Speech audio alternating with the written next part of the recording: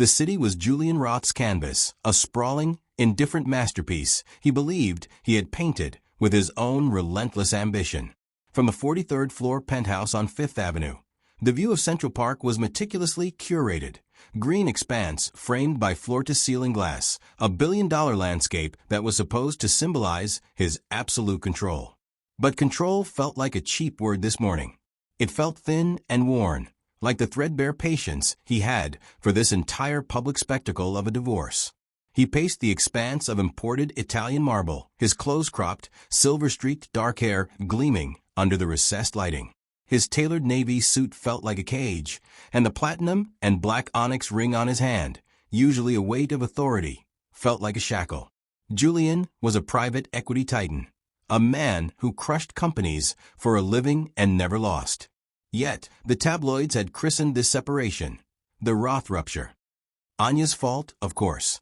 She, the renowned, now-retired art curator, who always looked at him as if he were a particularly crude forgery. For 25 years, he'd provided her with a fortress of wealth, a life insulated from any real struggle. And this was his return, a public unraveling, threatening to chip away at the one thing he valued above the 9 zeros in his bank account: his legacy. The door slid silently open, admitting his lead counsel, who looked predictably exhausted, but perfectly starched. The documents were slid across the polished mahogany of the custom-made dining table. "The division is clean, Julian," the lawyer stated, not sitting. "She gets the Brooklyn brownstone, the foundation seat, and the trust is split 60-40 in her favor.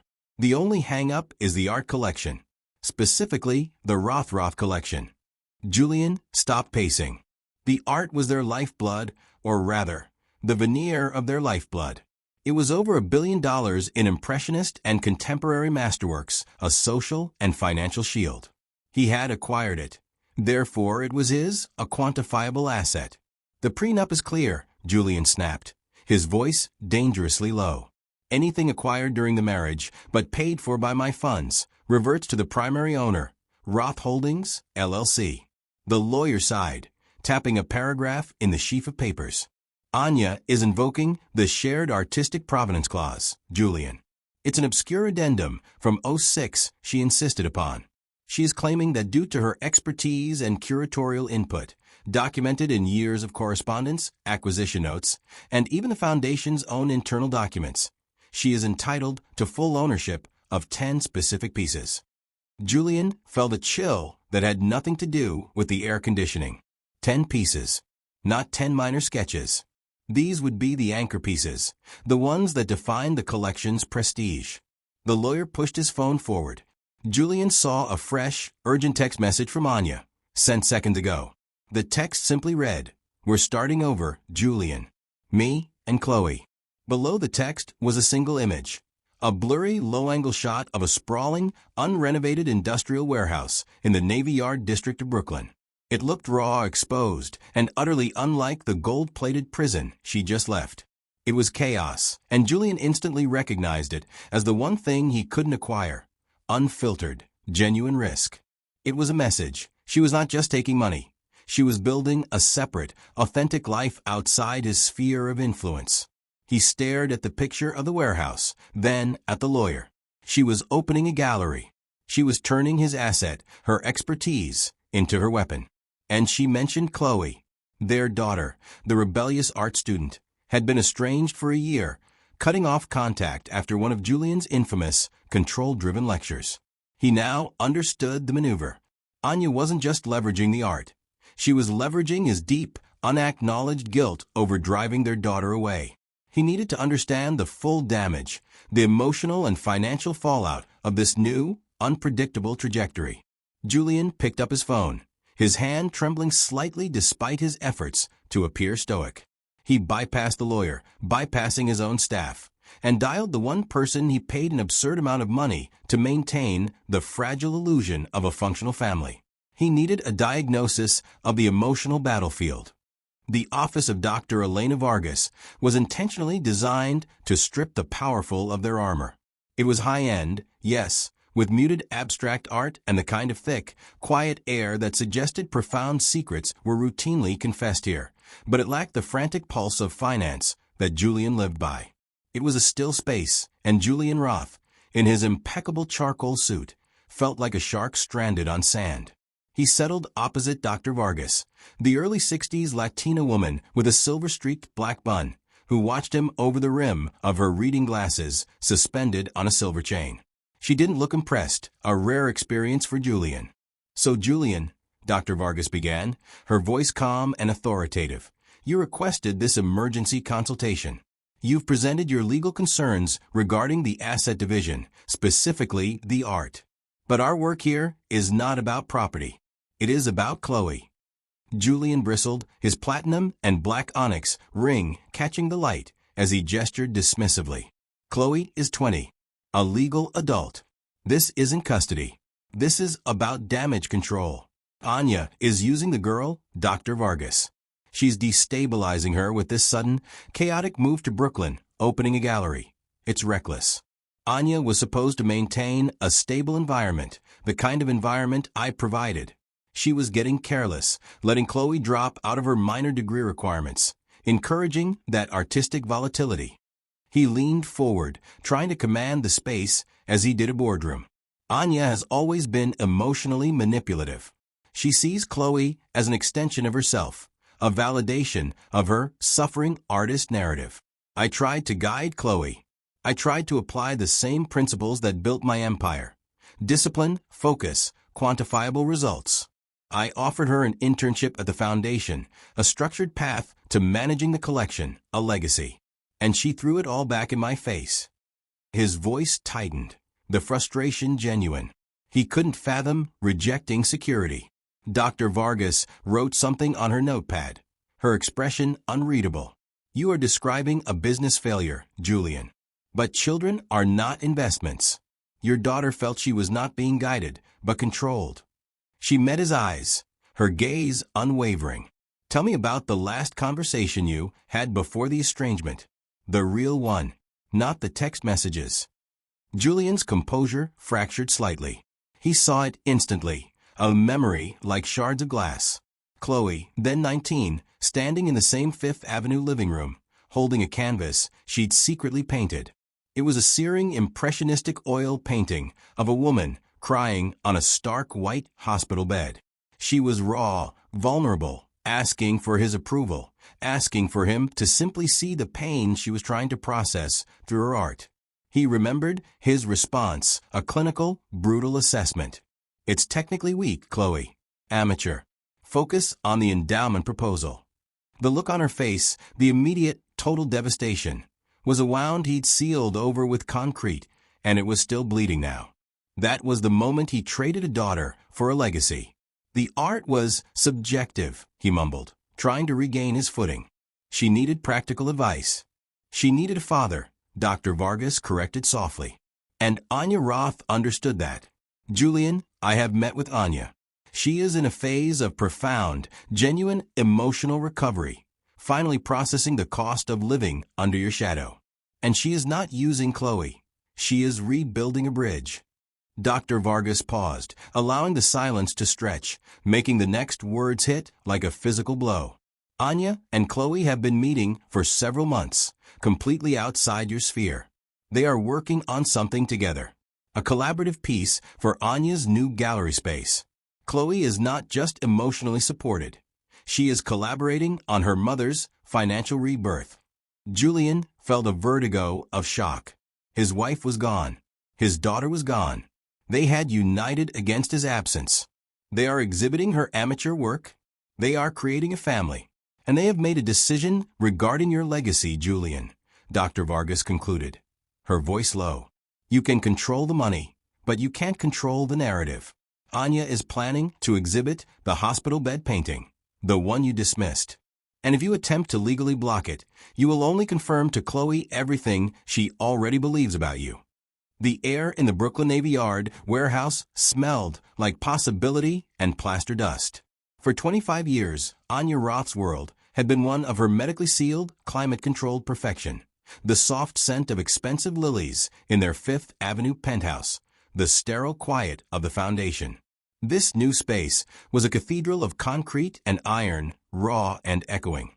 Anya, dressed in an olive linen blouse and comfortable rust-colored trousers, her long, glossy, dark brown hair pulled back, felt more like herself than she had in 2 decades. The heavy single gold chain necklace, a gift from her mother, felt grounding here, not ornamental. She was building, literally and figuratively. She stopped by a section of the wall where 10 specific pieces of art lay wrapped and crated, legally held in escrow until the divorce finalized. These were the anchor pieces she'd leveraged her entire marriage to protect. Julian saw them as line items on a spreadsheet.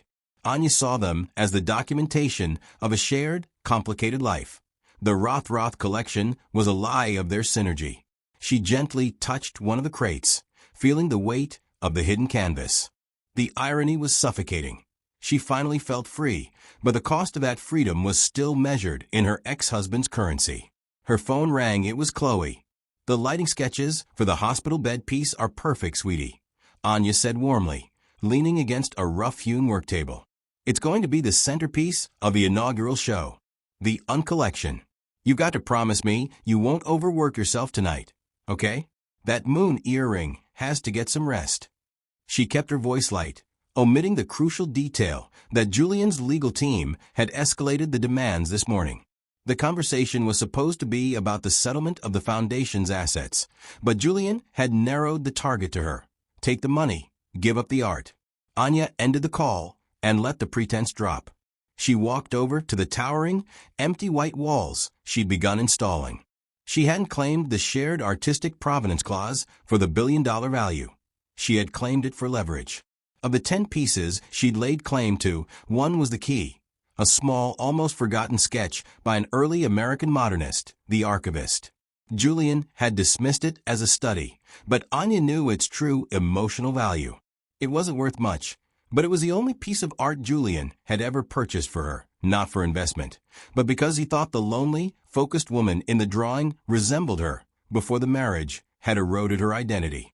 It was proof that the control titan had once possessed a sliver of human vulnerability. Julian's lawyer's number flashed on her screen again. The ultimatum. Julian would drop the financial opposition to her gallery, funding it as a charitable donation, ensuring his name was still attached, if she agreed to permanently postpone any exhibition of Chloe's work, specifically the hospital bed, and waive her claim to the 10 pieces. He didn't want the money. He wanted to censor his daughter's pain. He wanted to control the narrative of his family's implosion. Anya walked to the center of the warehouse, her eyes tracing the high, industrial ceiling. She looked down at her hands, the hands it used to curate history, now building a future. She picked up her phone and dialed Julian's lawyer directly. "Tell Julian Roth he can have the Roth collection," she said, her voice clear and steady. "He can have the 10 pieces. I only need the one, the archivist. Give me that sketch, and I will concede everything else." She was trading $1 billion in assets for a piece of emotional leverage and her daughter's freedom of expression. She knew Julian would accept. He couldn't resist a transaction where he won the perceived financial victory. But he would be conceding the only evidence that he was ever anything other than a machine. The gallery and Chloe's first show would proceed, funded solely by the brownstone sale, risking everything on the power of their art. Chloe Roth's world had always been hypersaturated with color, with emotion, with the relentless, glittering anxiety that came from having Julian Roth as a father. Now working in the vast, echoing gallery space, surrounded by raw concrete and the hopeful scent of turpentine, she finally felt a sense of focus. Her vibrant red, naturally curly hair was pulled back, strands dusted with paint. Dressed in paint-splattered black jeans and an oversized deep violet hoodie, she was meticulously mounting her magnum opus, the hospital bed. The vintage silver crescent moon earring felt like a talisman against the doubt that still clawed at her. This painting, the one her father had dismissed as amateur, was her entire voice. A shadow fell over the canvas. It was Dr. Vargas, the sharp, composed family therapist, her silver-streaked hair neat, wearing a professional burgundy suit, her reading glasses resting on her chest. "I took the liberty of visiting Chloe," Dr. Vargas said gently, her tone more maternal than clinical. "It's remarkable. It's honest." Chloe stepped back, wiping paint from her hands. My father hated it. He said it was technically weak.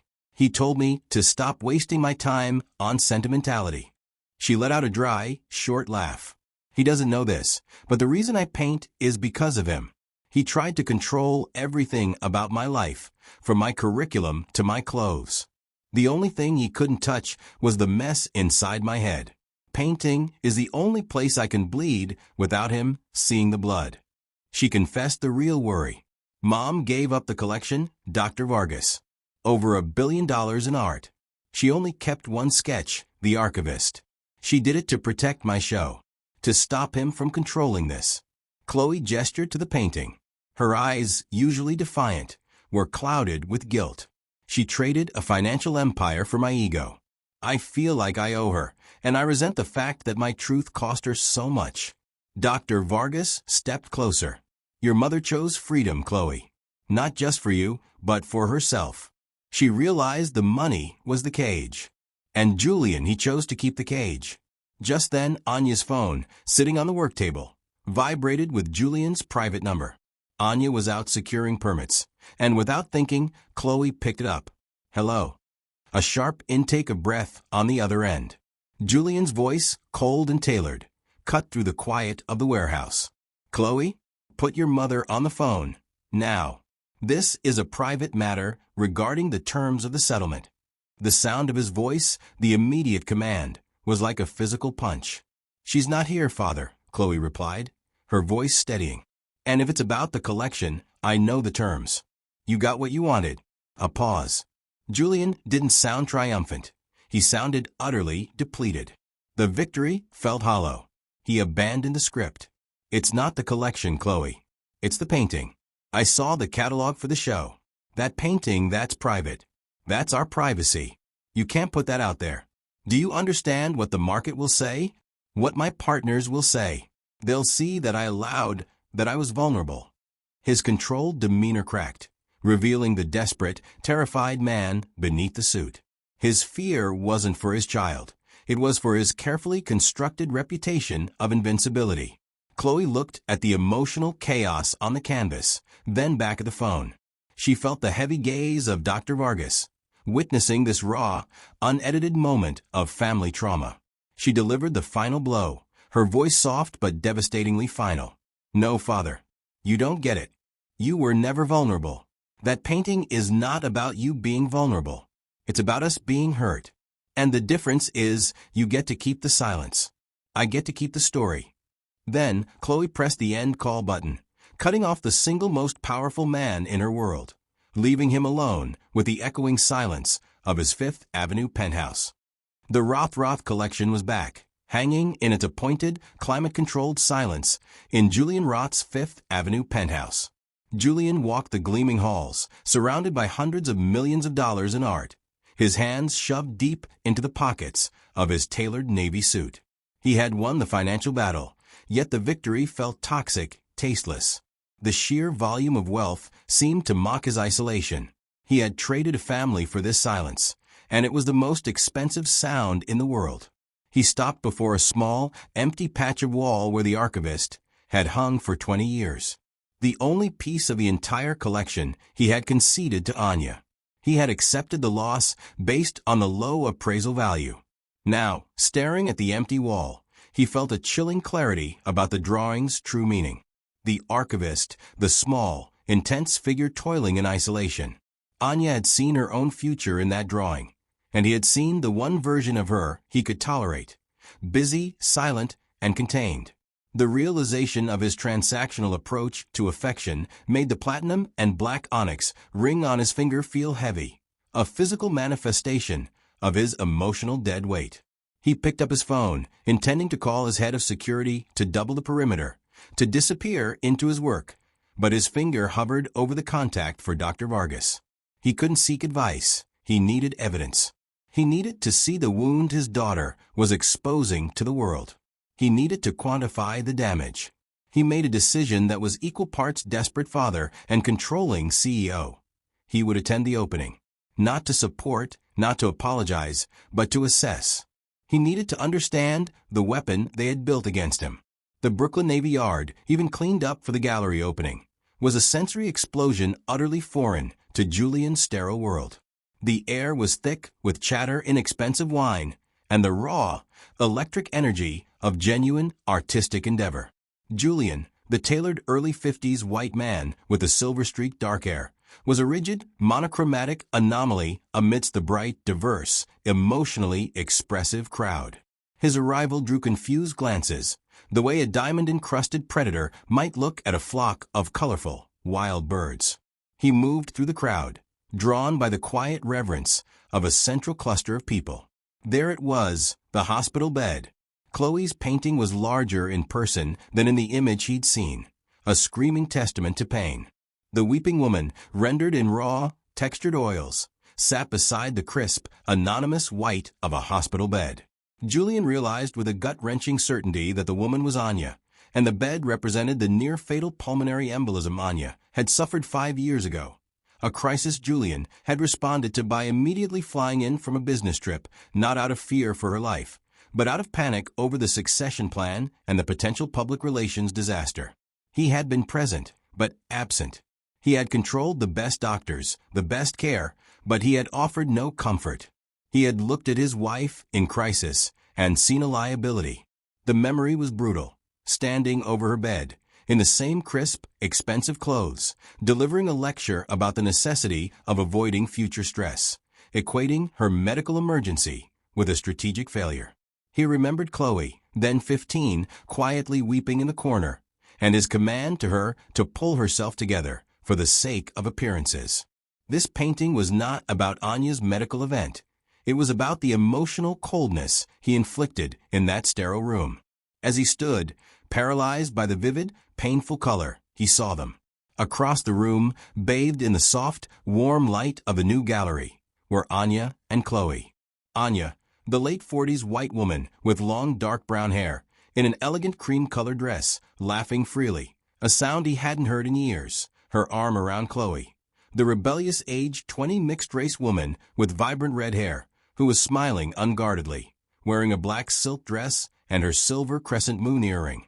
They were together, whole, and he realized the final, devastating truth.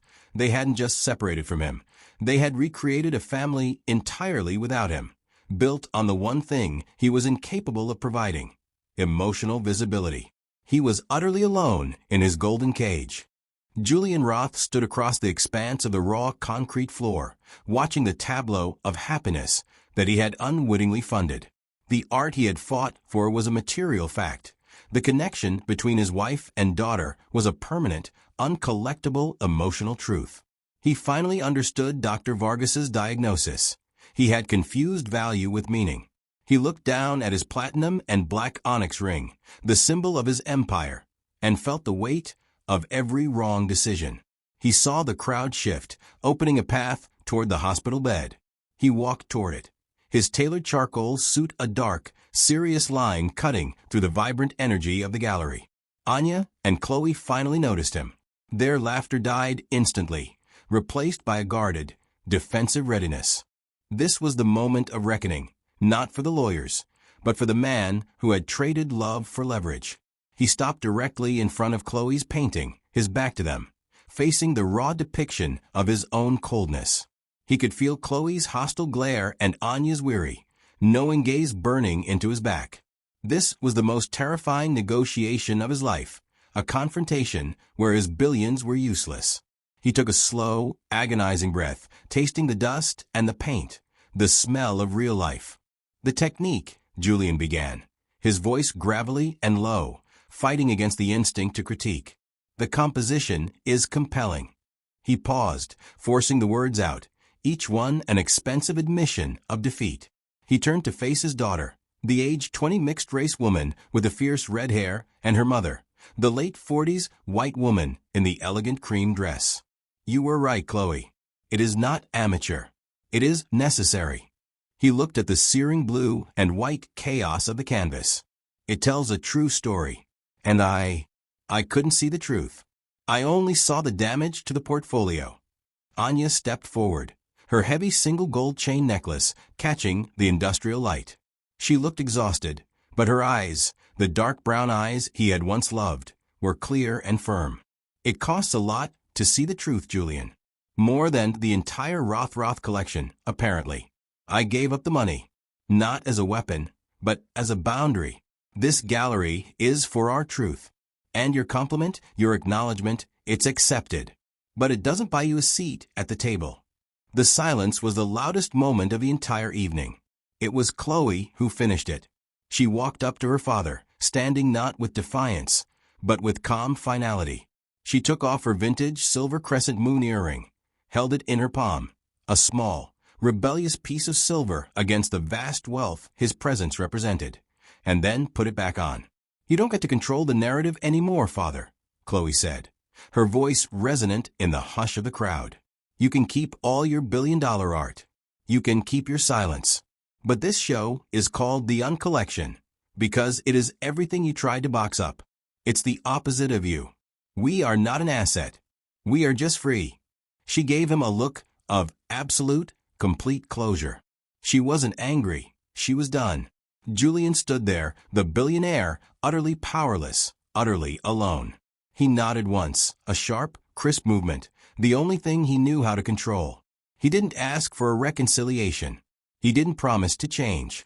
He simply turned, the massive silver-streaked white man, and walked through the crowd, past the raw, bleeding canvas of his family's trauma, and out the heavy warehouse door.